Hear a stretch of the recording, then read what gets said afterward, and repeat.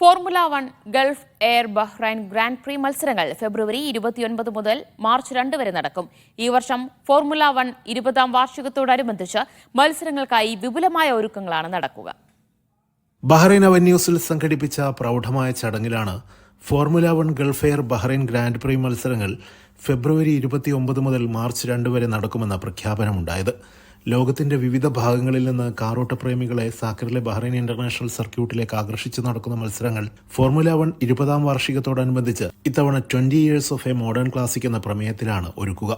BIC സംഘടിപ്പിച്ച ഔദ്യോഗിക launching ചടങ്ങിൽ ടൂറിസം മന്ത്രി Fatima bint Jaffar Al Sairafi, BIC chief executive Sheikh Salman bin Isa Al Khalifa, Gulf Air chief executive captain Waleed Al Alawi എന്നിവർ സന്നിഹിതരായിരുന്നു. ചടങ്ങിൽ grand prix മത്സരങ്ങളുടെ countdown പ്രഖ്യാപിച്ചു. Sheikh സൽമാനും ക്യാപ്റ്റൻ വലീദ് അൽ അലവിയും ചേർന്ന് F1 show കാറുകൾ അനാവരണം ചെയ്തു.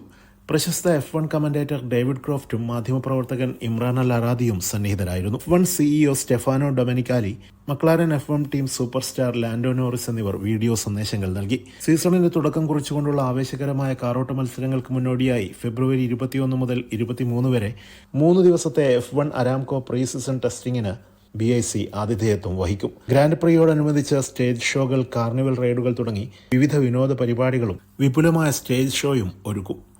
Siraj Pallikkara, media 1, Bahrain.